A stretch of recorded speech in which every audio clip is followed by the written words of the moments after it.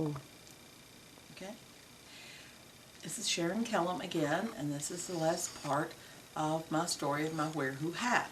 This will finish up my pins that are on this hat, this denim hat that I have here. There are a few pins left. And this is the book that I had written that went with the hat, that had a CD in it and had pictures and told the story through the book. I think I stopped right at the end of The Horse and the Plow from the Campbell Folk School. And that was a very wonderful experience, the most wonderful. I used to go down there for shape note singings, as well as I took different workshops down there. Hammer dulcimer, I don't know, lots of different ones. And it was just magical. Okay, the sewing machine is next. I had a sewing shop in Boone, North Carolina for a year. It was called the So What.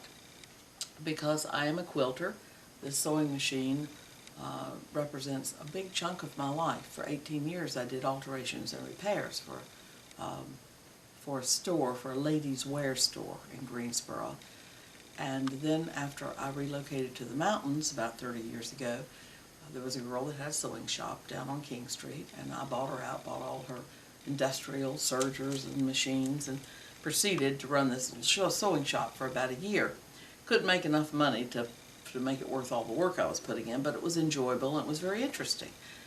People brought me everything from horse blankets to wedding dresses, and it was quite an experience. I also had been in the quilt guild for a long time and made many beautiful, beautiful quilts. I lost my portfolio, unfortunately, so I don't have pictures of those anymore except in my mind. But I did lots of quilting. Now I'm doing crocheting. I did just lots of handwork all my life. And the first sewing machine that I ever owned, it's gone now, was a treadle. And this was the sewing machine that my mother had. I don't know where she got it. I'm sure it was something she got in the 30s.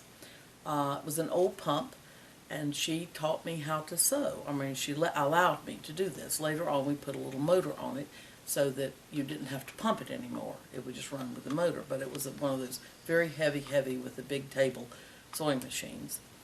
And I do remember her humming and singing all the time when she was sitting and sewing. And I suppose that's part of where I got some of that humming and singing that I do. That's the story of that, and I have it represents a large chunk of my life. It's here on my hat. I don't know if you can see it, but it's right here. This is the sewing machine there. Yes, okay. And that is an old pump machine, I think. I've owned many different sewing machines. I had a German machine, a Pfaff, which was a computer that sews, and I was spoiled with that. Now they don't make it anymore. So sad to say, it finally just gave up, and I can't replace it because it's no more. Okay, that was my sewing machine. And the Highlander the Highlander was an interesting place. It still exists in Tennessee. Tennessee is a strange state. It had the lost state of Franklin over there, for one thing, and it's a very long state, so it's very different from one end to the other. But Highlander I didn't know about, and this was a place where Miles Horton was his name, and he was born in 1905, 1 year before my father.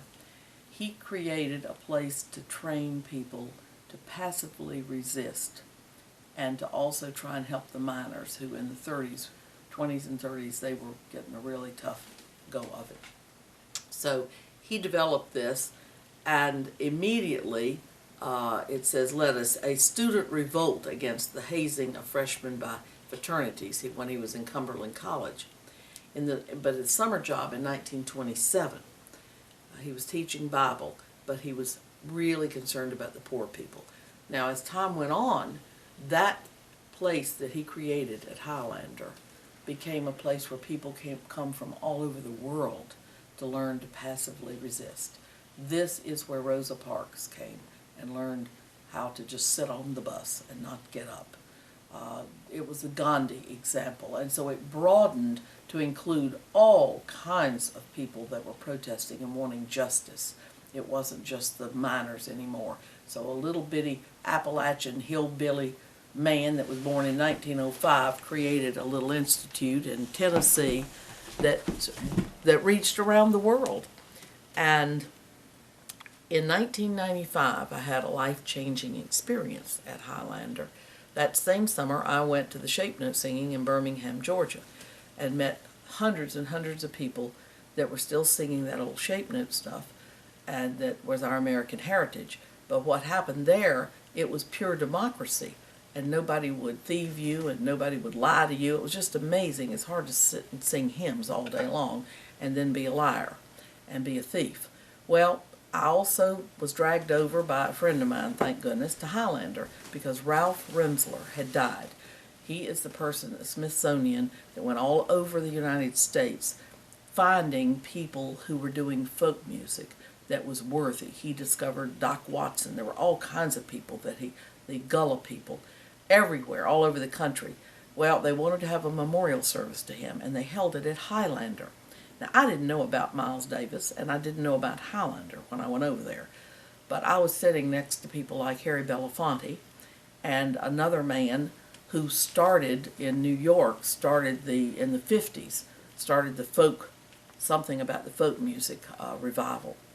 These were important people, and he was an old man. I sat down beside him, and we talked a minute, and I said, "Why are you here?" He'd flown over from somewhere in Europe. I forget where he was, but he was trying to hammer out, in 95, he was trying desperately to hammer out peace between the Jews and the Arabs. He was a Jewish man. These people were all into peace. And it was filmed by the Smithsonian. They came down and set up, and and they had police at the gates, because the people in protest against freedom for everybody, there are a lot of people who don't think that poor people should have any freedom or have any rights.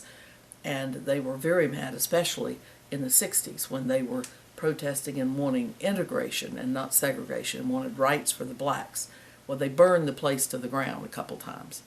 So we had this huge, huge memorial service, and people came from all over the world, literally, to sing in honor of Ralph Rensler. I was in tears most of the time, and these are top people that some of them were old enough that they hadn't even played together again in 10 years. So you can imagine the Smithsonian was there. The Gullah people were there, these blacks that were so old and infirmed. One man couldn't stand up. He had to sit down because he was that close to, I guess, the grave. But he came to honor Ralph, and he and his old-time companion stood there in their 90s and sang again. It was a very, very moving experience. And Pete Seeger was just there with his wife.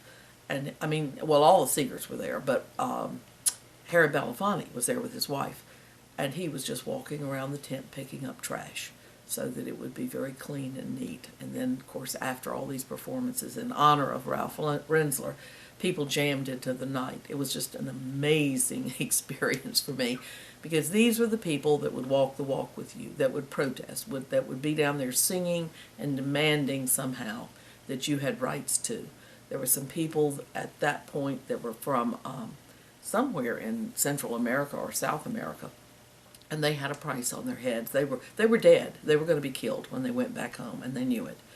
But they came to honor Ralph, and they stood up, and most of these were performers and singers that were performing and singing for peace. And they stood up, whoever they were, and did their number and said, "Now we're going home, and we probably won't see you again," because they knew they were going home to probably be murdered by the opposition. It was just very moving. So that summer I realized there were a lot of people in the world that did care about people having rights and poor people needing help. And it really was a very inspirational thing for me. Now, in the late 60s, in the 70s, in Greensboro, North Carolina, my next pen, this is the pen, it's very faded, I don't think you can see it, but it's a rocking chair, and it is from that Highlander Research and Education Center. It's awfully faded out. Okay, the next pen is my Beyond War pens. There was a movement or a gathering in the 70s, I think, in Greensboro. Anyway, these were, here's the Miles Horton pen from Highlander. It says, people have a potential for growth, it's in the seeds. And that was Miles Horton. He's the radical hillbilly that created that peaceful protest here in this country. Then we had Beyond War, and this is my Einstein pen, and it says you cannot prevent and prepare for war at the same time. I think we've forgotten that. We need to remember that today. We're still at it. But he was right. You cannot do both. And also, they took beans or seeds or something and put in a jar, and it said, you know, just needs a critical mass to turn people's thinking around. It doesn't need a majority. And so that was a very inspiring meeting. But I was especially impressed with Einstein's statement that you cannot do both at the same time. If you're going to prevent war, you can't also, if you're going to promote peace, you cannot prepare for war at the same time. And this country certainly needs to be doing that. They also talked about the 100th monkey theory, which is a wonderful thing, scientifically proven, that when enough people, not a majority, but when a critical mass, change their way of thinking about something, it permeates and just seems to move in the air and the breezes, and it's almost like the prayer flags of the Tibetans. It somehow just moves and penetrates and becomes part of the thinking of everyone. I think it's a Japanese person that has put words into ice and water, and the water responds. I mean, it's quite an amazing theory that there's that kind of energy in the universe, and it happens. Okay, those were my peaceful pens, and this is still peaceful too, but I married a Jewish man and converted to Judaism and raised my children Jewish. So there are some pens that relate to my experience with 20 years of being protected and loved by the Jewish people as I raised my children. And my Hebrew pen, if I can find the thing, it's huge. Here it is. It was given to me by my mother-in-law, and it's very special to me. It's the background of the pen. These are the 10 Commandments, and the word in large letters above it says "Naaseh," which means let us do, let us act. We need to participate and do. Essentially, the pen is a call for action. And thanks to my mother-in-law, Hilda, somewhere in Israel, there are trees planted in my honor. So I'm very happy to have this pen. Now, the next pen is a Ross Perot pen. I had high hopes for Ross Perot. That's fairly faded out also now. But he did run for president in 1992 and would have been a third party. He wasn't much of a statesman, but he was a heck of a businessman, and he would have cleaned it up and turned a lot around that didn't get cleaned up and turned around. NAFTA for one, and then CAFTA went in. So here we are, sinking, going down, down, down like the gingham dog and the calico cat, while we're wallowing this way and tumbling that. And in the morning, they said, I fear that we will be gone too. We will, like the cat and pup, have ate ourselves up. And if somehow we don't turn around some of what we're doing here and move forward for peace, that's what's going to happen. But he would have stirred it up in old D.C., and I had high hopes for him. I was disappointed when he didn't make it. Then I moved to Ashe County after I left Boone, North Carolina, moved out in the hills, and near me, 2 miles away, is a Riverview Community Center. And they had a Lions Club, so I joined the Lions Club. And I have a small Lions Club pen here somewhere. Oh dear, I have to find that. Here it is. A little tiny pen, again, has an L on it. They do much good.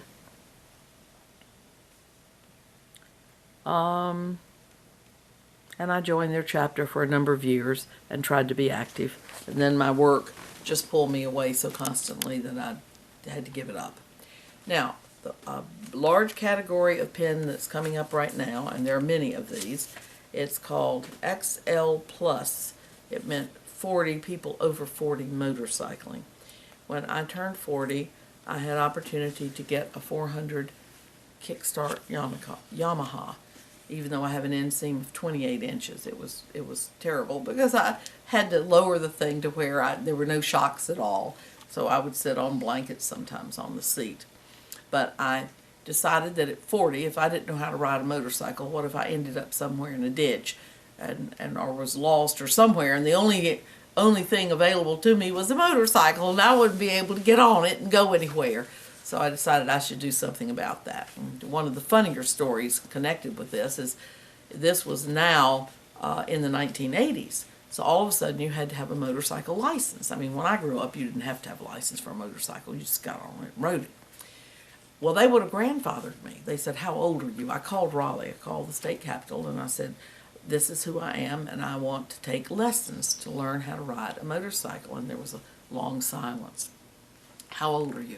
Well, they had some training in the high schools, but I didn't qualify. I was too old. And I said, but I have to come in and pass a test, which means I have to be able to ride it in or get someone to bring it in. I would be illegal riding it or without a license. And then I have to learn to ride it. How am I going to learn to ride it without a license? I mean, it was very confusing to me how I was going to manage all this. And they didn't have it set up like cars where you go in, you get a teacher, and you've got someone at the wheel, and you're at the wheel, and they can take over, and it's all proper and kosher, so to speak, but not with a motorcycle. So I called Raleigh, and I said, well, what am I going to do? I want this to be on the up and up. And they said, lady, why don't you just join a gang? And I just thought, oh dear. So I went to a large parking lot that was private, a large parking lot, and there was a wooded area. And I got a manual, and it said, if you just get on it, you just straddle it, and you get on it, and you have a little hill, and you start tippy-toeing it down the hill. If you start, and then give it a little gas, pick your feet up, you'll get the idea. Well, it's a big, heavy, several hundred pounds. It's a heavy, heavy piece of equipment. Even my small Yamaha was. I had big roll bars on it, so when it went over a few times, it didn't go over on me. I was just under it. And I picked my feet up off the ground and started down through that parking lot and gave it a little gas. And of course, you got to be careful to give it too much or too little. And all of a sudden, I'm going through the woods and just barely missing trees. So I was just almost hysterical. I thought I'm going to be right into a tree. Well, finally, it did stop. It dropped. And I finally got the idea and was able to ride the motorcycle. My children, who were teenagers at the time, the older boy said, I want to ride it, I want to ride it. I said, don't touch my bike. The younger one, poor thing, he said, Mother, I guess it's okay. Just don't come to school to pick me up on that thing. He was a little embarrassed about me. But I had read Zen and the Art of Motorcycle Maintenance, and I was getting a master's degree in music. And I had to read that book, and somehow, I guess I wanted to be part of the landscape. I just didn't want to be viewing the landscape from a car, from the window of a car. So that was my motorcycle. That was one pin.